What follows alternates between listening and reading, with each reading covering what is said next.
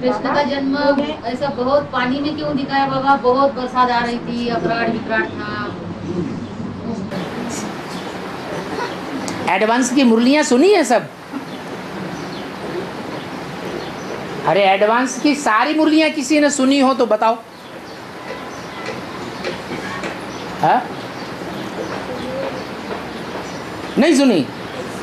हाँ? 1700-1800 मुरलियां वीसीडी के रूप में या कैसेट के रूप में जो निकल चुकी हैं, वो सारी की सारी किसी ने सुनी? हैं? नहीं सुनी। उन मुरलियों में जो एडवांस की मुरलियां हैं,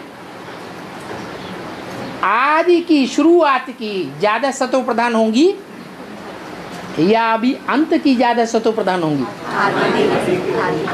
आदि वाली जो मुरलियां जो कैसेट में भरी जाती थी, उस समय वीसीडी नहीं थी, वीडियो नहीं था, डीवीडी नहीं थी, तो वो जितना गहराई से सुनाया जाता था, वो ज्ञान अब उतना तीव्रता से नहीं सुनाया जाता है। पहले की वाणियां सुनो और अब की वाणियां सुनो, अंतर मालूम पड़ेगा या नहीं? अंतर है। पहले की जो एडवांस की वाणी है, वो बहुत गुह्य वाणी थी और बड़ी तीव्रता से और जोश से चलती थी। इससे साबित हुआ कि वो ज्ञान का सागर हिलोरे मार रहा था।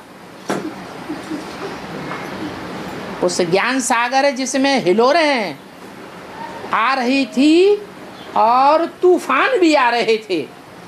समंदर में ज़्यादा ऊंची लहरें कब उठती हैं? जब तूफान आते हैं। तो तूफान भी आते थे, ऊंची ऊंची लहरें भी उठती थी, और ऐसी स्थिति में एक हल्की फुल्की नवैया सागर में देखी गई।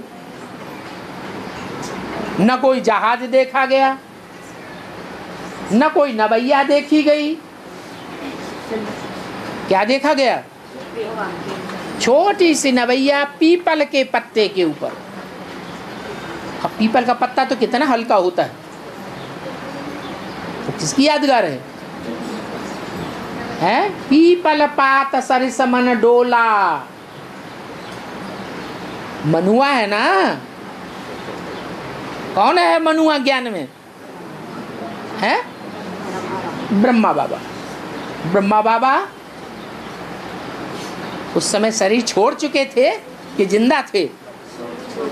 शरीर छोड़ चुके थे। शरीर छोड़ने के बावजूद भी पीपल के पत्ते में बैठ चुके थे, गर्भ महल के रूप में। उस पीपल के पत्ते पर कृष्ण वाली आत्मा थी बिठैया, और पीपल के पत्ते की वो थी नवैया। तो मन रूपी ब्रह्मा कैसे हिलोरे ले रहा था? ऐसे ऐसे हिलोरे ले रहा था। किसके तन में? जगदम्बा के तन में। पीपल पात सरस मन डोला। संशय निश्चय के हिलोरे आ रहे थे। सबसे ज्यादा संशय निश्चय, सबसे ज्यादा जन्म मरण का चक्र किसको दिखाया गया है? ब्रह्मा को दिखाया गया। वो जिसमें प्रवेश करेगा उसी का भी वही हाल होगा। तो समझ में आ गया? और